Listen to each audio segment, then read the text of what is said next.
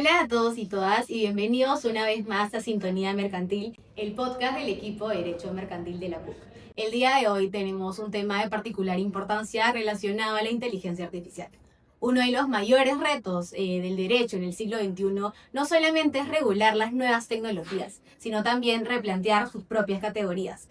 Es así que si antes la pregunta era si debemos otorgarle derechos a empresas, a comunidades o incluso a recursos naturales, el día de hoy el dilema es un poquito más disruptivo. ¿Acaso la inteligencia artificial puede convertirse en un nuevo sujeto de derecho con autonomía y responsabilidades propias?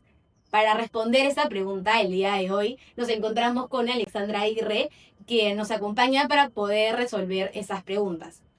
Alexandra es abogada por la Pontificia Universidad Católica, especializada en inteligencia artificial por la Universidad de Salamanca y también especializada en Derecho Administrativo por esta casa de estudios, la Pontificia Universidad Católica del Perú. Actualmente es miembro de Chapter Perú de Women in Tech y también se desempeña como Key Account Manager del equipo de Justina, la Legal Tech peruana que está transformando hoy en día el acceso a información jurídica en el Perú y en la región. Muchas gracias, Alexa, a todo el equipo de Derecho Mercantil por la gentil invitación. De hecho, es un placer poder aquí conversarles un poco más acerca de cómo es que la regulación está tocando el tema de las nuevas tecnologías, inteligencia artificial y demás. Y bueno, felicitarles también por el espacio y sin más, comencemos.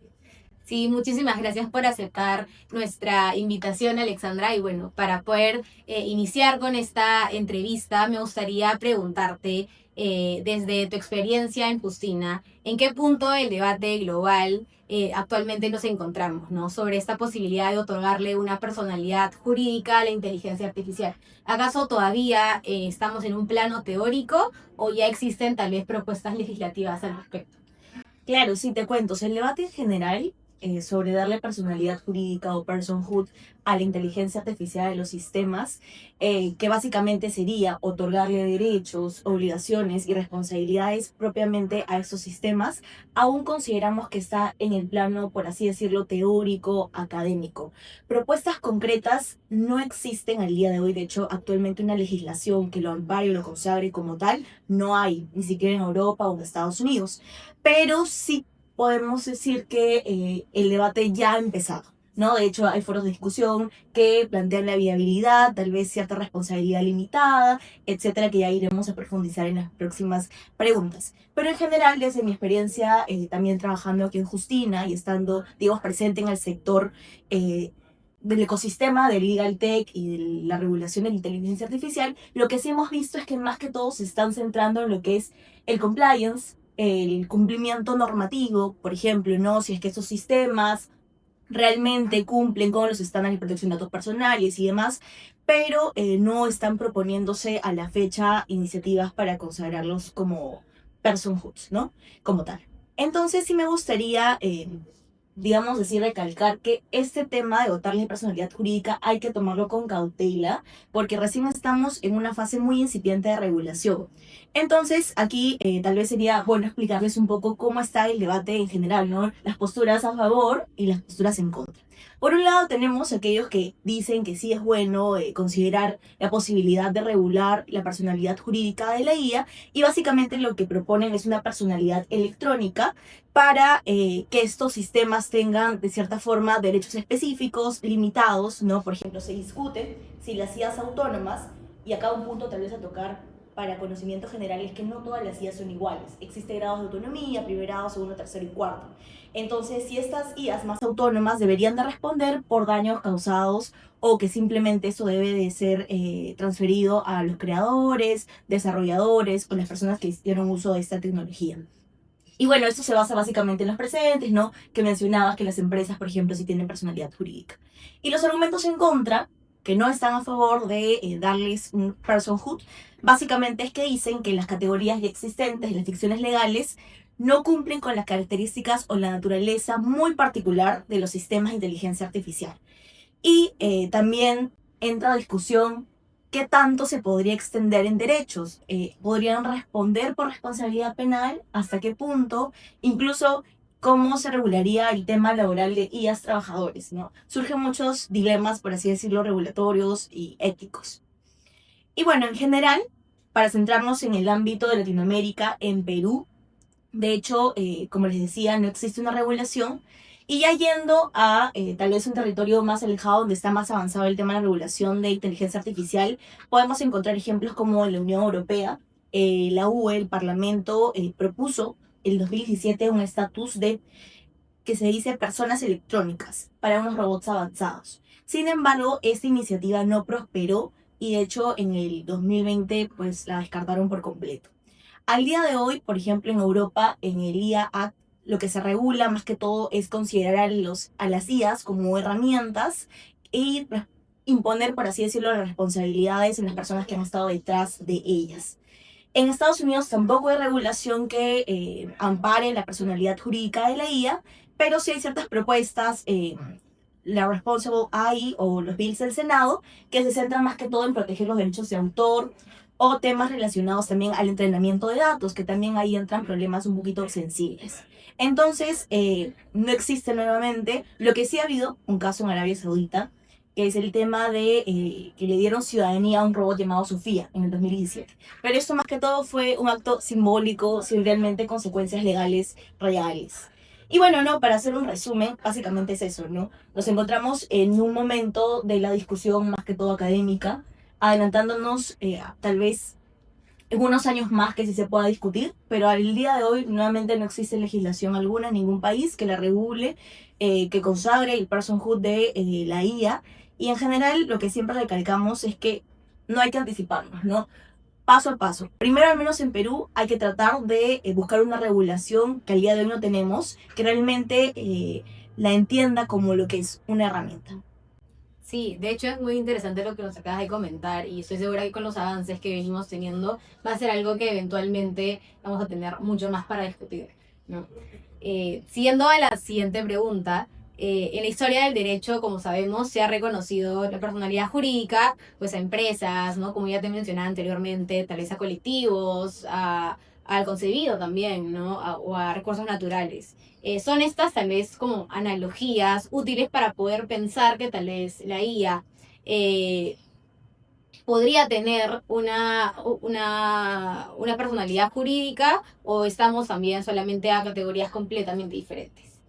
Claro, buen punto. De hecho, yo considero que estas analogías pueden resultar útiles hasta cierto punto, pero definitivamente por la naturaleza, el carácter muy peculiar de estos sistemas, simplemente nos dan unas bases para empezar la discusión. Entonces, acá tal vez sería importante empezar yendo categoría por categoría que mencionaste, ¿no? Por ejemplo, el tema de las personas jurídicas, llámese empresas. De hecho, sí es un precedente bueno porque nos da cuenta de una ficción que a través de la ley se puede regular ciertos derechos para esta entidad sin considerar como parte de los miembros que la componen, ¿no? De hecho, nos podríamos preguntar, tal vez, si es que en algún momento la IA tendría capacidad para ser demandada, ¿no? Por ciertos daños que pueda ocasionar en su uso. Ahora, también nos da cuenta de cómo es que se puede manejar la responsabilidad limitada, matizar el tema de nuevamente cómo se responde frente a daños, si puede responder propiamente la IA o las personas que están detrás. Sí nos da cuenta, digamos así, por así decirlo, de un precedente, pero nuevamente hay puntos que no nos llevarían a compararlo como tal. ¿Por qué? En el tema de las IAs hay una falta de intencionalidad y esto no ocurre en el tema de las empresas, porque como sabemos, las empresas tienen una organización y detrás de ella hay personas que evidentemente tienen voluntad y que básicamente, como dicen, las decisiones se traducen en la voluntad de los que forman parte de. En el caso de la IA nuevamente no. Básicamente son sistemas que operan en base a programación, a datos, entonces no hay una intención detrás, lo cual es uno de los requisitos para incluso asignar culpa. Y luego también está el riesgo corporativo, que seguramente hablaremos en las siguientes preguntas, que es qué tanto, digamos así, darle personhood a la IA puede hacer una suerte de ilusión de responsabilidad de los que están detrás de la IA, ¿no? Por ejemplo, hay casos de sesgos algorítmicos que producen nuevamente situaciones de discriminación. Sería básicamente blindar a las personas que también han estado dentro de el desarrollo de esas herramientas. Básicamente son preguntas que surgen a la luz y bueno, en el caso, vamos al siguiente de la analogía que hicieron con los animales. Digamos que hasta cierto punto se podría decir que nos dan cuenta de que existen entes no humanos que pueden tener ciertos derechos como no violencia hacia ellos, protección o hasta cierto punto derecho a la vida. Pero en el caso de las IAs no va a suceder esto porque definitivamente no son seres con componente biológico. Detrás nuevamente son aparatos de sistemas redes neuronales computacionales que no se pueden equiparar. Y ahora, de cierta forma también esto nos lleva al dilema de estamos antropomorfizando algo que no debería suceder. Les decía, ¿no? Les comentaba del hecho de Sofía, el robot que le dieron ciudadanía. ¿Qué tanto esto es positivo? Consideraría que hay que tomarlo con bastante cautela. Entonces sí, nuevamente nos dan luces, nos dan cuenta, pero no son iguales. Y ya para terminar con la analogía de la naturaleza, de hecho en algunas regulaciones, incluso acá en la TAM, sí han se reconocido derechos de la naturaleza, pero teniendo en cuenta como patrimonio o interés colectivo. De hecho, incluso, como decían, las comunidades son quienes son como suerte de tutores que protegen la naturaleza, o incluso los gobiernos. En el caso de la IA, estaríamos ante la pregunta si se podría considerar como patrimonio digital, ¿no?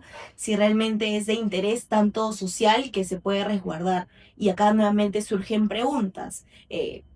La naturaleza, por así decirlo, es un componente que ya se tiene identificado, mientras que en los sistemas de IA es muy cambiante, muy dinámico. Incluso la evolución al día de hoy va cambiando de manera gigantada. Entonces uno prever el futuro va a ser bastante complicado. Y también nuevamente la falta de agencia que repetía, ¿no? Las IAs autónomas podrían parecer que toman las decisiones por sí mismas, pero no siempre es así. Siempre hay un componente humano detrás. Y nuevamente eso complica el tema de las atribuciones de responsabilidades. Entonces sí, eso en líneas generales, nuevamente para resumir, son analogías que nos permiten ver que existen otras categorías, no personas que tienen personalidad jurídica, pero no se asemejan tal cual a la naturaleza de la inteligencia artificial. Abre la puerta para discusiones, para comenzar a replantearnos categorías, pero sería algo totalmente eh, peculiar, muy especial el tema de la personhood a las IAs. Perfecto, sí, queda muchísimo más claro que hablando de la inteligencia artificial, estamos hablando también de un componente muy particular, ¿no? Que simplemente no podríamos compararlo con las analogías anteriormente propuestas, pero sí podrían servir eventualmente para, para desarrollarlo más a detalle. Siguiendo con la tercera pregunta, si es que en algún momento se le otorgara personalidad jurídica a la IA, ¿esta tú consideras que debería ser tal vez plena o más como una personalidad, una responsabilidad limitada? ¿Qué implicaría esto en términos tal vez de una autonomía patrimonial o una responsabilidad civil? Claro, sí, muy buena pregunta. De hecho, esos son un poco de las discusiones que se pueden ver, ¿no? Definitivamente, yo soy de la opinión que una personalidad jurídica plena no es lo acertado ni ahora ni más adelante por el tema de que no se puede equiparar a una persona humana. Y respecto a una personalidad limitada, al menos el día de hoy, es muy prematuro lanzarnos a, por así decirlo, declarar que sí se debería considerar con personalidad jurídica. Pero más adelante, conforme vaya avanzando también los procesos legislativos, sí considero que sería lo más adecuado hablar de una personalidad jurídica limitada. Y ahora voy a pasar a comentar un poquito de cuáles serían como los puntos a favor o en contra de cada una de estas posturas. En el tema de dotarles de personalidad jurídica plena, existen riesgos muy evidentes, ¿no? Como sabemos, no es equiparable a una persona humana, si bien tiene autonomía operativa, aparentemente, hay que ver el tema de la opacidad. Existen, por así decirlo, cajas negras detrás de todos los sistemas, que tanto realmente son autónomos por completo o no. Esto también es una de las cuestiones que se va a tener que evaluar. Y luego, la responsabilidad directa que cause por daños va a descargar por completo a los desarrolladores, a las personas que hacen uso de esto, lo cual podría llevarnos a escenarios de impunidad, lamentablemente, ¿no?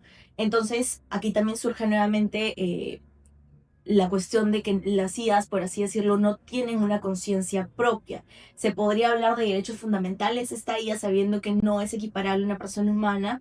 ¿Qué pasa en el tema de la responsabilidad penal? Se apaga la IA, se lo reprograma, ¿cómo hacemos, no? Y también, como decía, puede haber un riesgo de abuso corporativo porque pueden tratar de utilizarlo como un arma para la evasión de responsabilidades.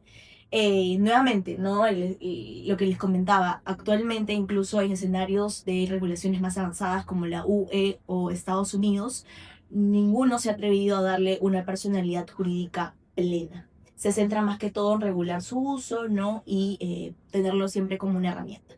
Y ya yendo a la responsabilidad jurídica limitada, que podría ser en los próximos años una categoría más comprensiva, tenemos que sí, existen precedentes, ¿no? Como el tema de las personas jurídicas, que ya repasamos, también hay flexibilidad, pero nuevamente también hay cuestiones a tomar en cuenta.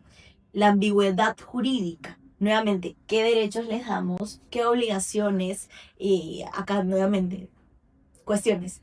Pueden responder por daños con su patrimonio, hasta qué punto, derechos de las IAs en temas de herencias, qué pasa si se desactiva una IA, a quién le corresponde el patrimonio, muchas cuestiones surgen a la luz.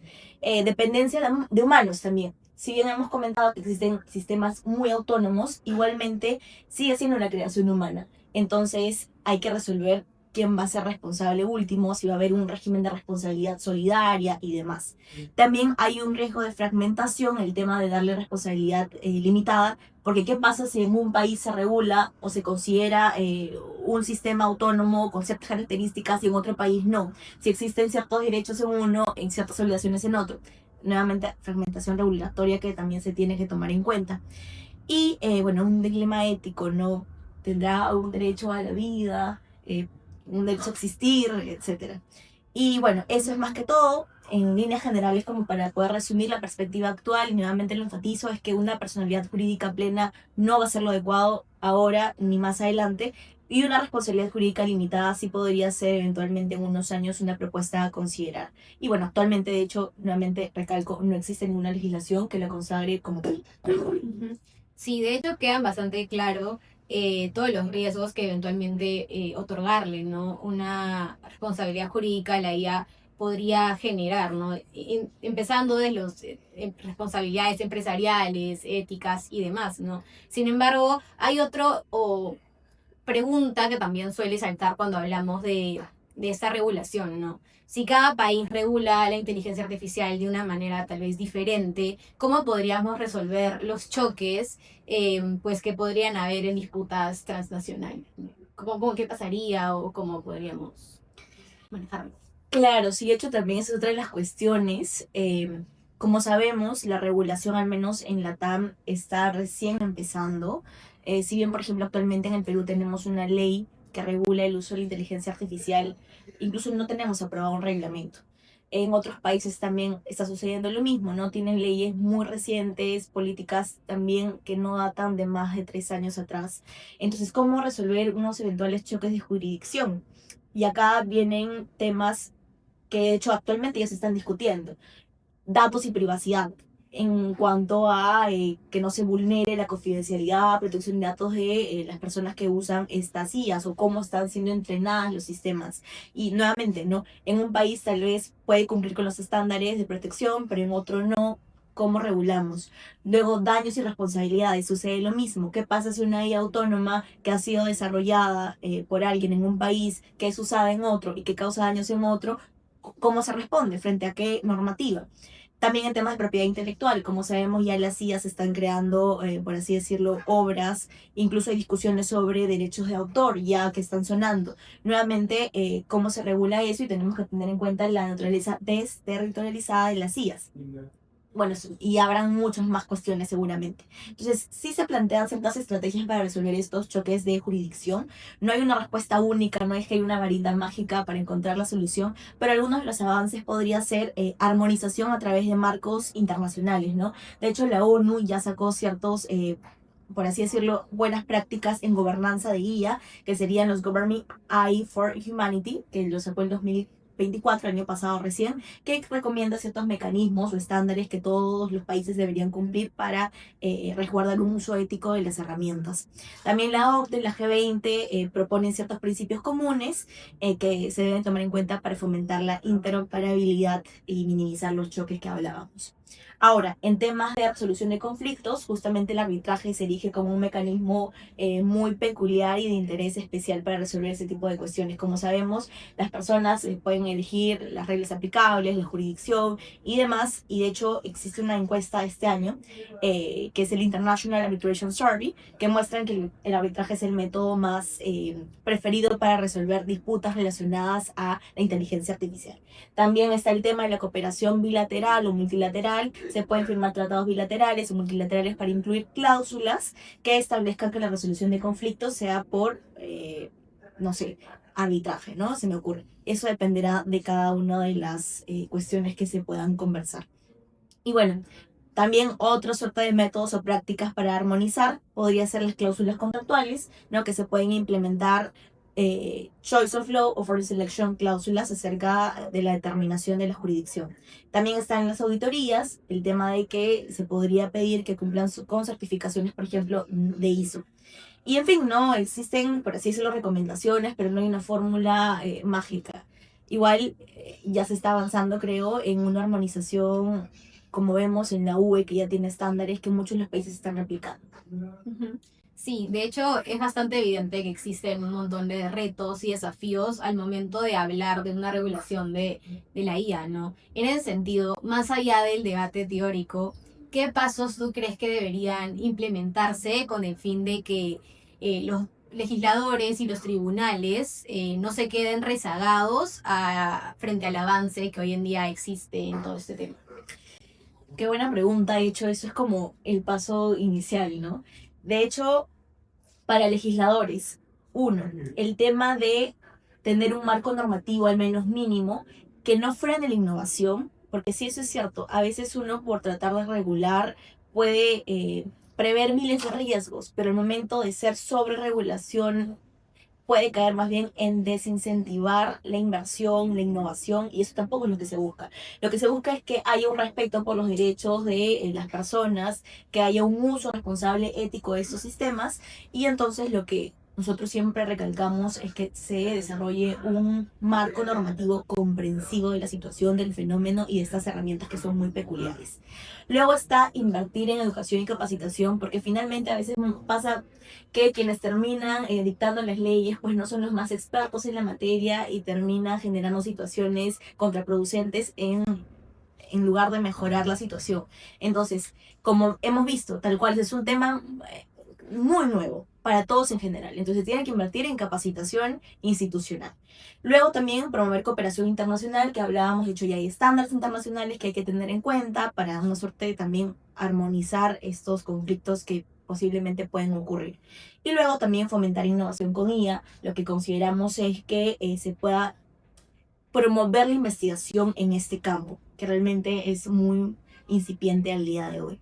Y luego para tribunales, ¿no? Para finalmente quienes forman parte del sistema de justicia activamente, lo que recomendamos es que se adopten políticas internas para el uso de IA. Ya existe la herramienta, no es que hay que ponernos a usarla, sino más bien hay que saber cómo implementarla. Y para eso en otros países ya han desarrollado políticas internas de uso y sería lo ideal que también acá suceda lo mismo. Lo que se busca es que más bien estas herramientas sean, por así decirlo, un aliado en el sistema de justicia. Existen ejemplos, por ejemplo, por así decirlo, en Argentina, Prometea, que ayuda a descargar la alta carga procesal que tienen algunos juzgados allá, y también podría tal vez replicarse algo así acá, pero claro, nuevamente teniendo en cuenta los riesgos que conlleva y siempre en capacitación constante de las personas que vayan a utilizar las herramientas. Entonces justo van muy de la mano con el segundo punto, que es la capacitación al personal. Y luego también está integrar la IA de forma eficiente, ¿no? Hay tareas el día de hoy que son muy automatizables, como resumir expedientes o llevar a cabo el flujo de los procesos, que tranquilamente pueden automatizarse o incluso incorporar herramientas con inteligencia artificial. Eso debería ser un punto ya a tratar el día de hoy, porque lamentablemente en nuestro panorama nacional incluso tú puedes ver expedientes de forma física y que está súper desorganizado la manera en cómo los llevan. Entonces son pasos concretos, muy poco a poco hay que ir, por eso es lo que comentaba al inicio. Lo que deberíamos empezar es por regular un marco normativo mínimo que no frene la innovación, pero que sí nos resguarde de los riesgos que conlleva el uso de estos sistemas. Y nuevamente, ir por capacitarnos, por educarnos acerca de estas nuevas tecnologías que son novedosas para absolutamente todos. Y ya en un futuro próximo o un poquito más lejano, hablar de otros temas más sofisticados como la personalidad jurídica de los sistemas de inteligencia artificial. Sí, bueno, muchísimas gracias Alexandra por esta conversación. De hecho, todo lo que nos has podido comentar y en base a tu experiencia también han sido bastantes, bueno, puntos muy interesantes y muy valiosos que estoy segura que van a servir para también pues el debate académico que hoy en día tenemos, ¿no? Como ya hemos podido conversar y evidenciar en toda esta entrevista, el futuro del derecho de hecho ya está aquí. Y la verdadera pregunta ahorita es pues si estamos listos para poder enfrentarlo. Eh, Muchísimas gracias nuevamente, Alexandra, por la linda conversación que hemos tenido. Y bueno, eso sería todo por el episodio de hoy. Y hasta luego. Y somos Sintonía Mercantil. No se olviden de seguirnos en todas nuestras redes sociales y suscribirse también. Hasta luego. Gracias, cuídense.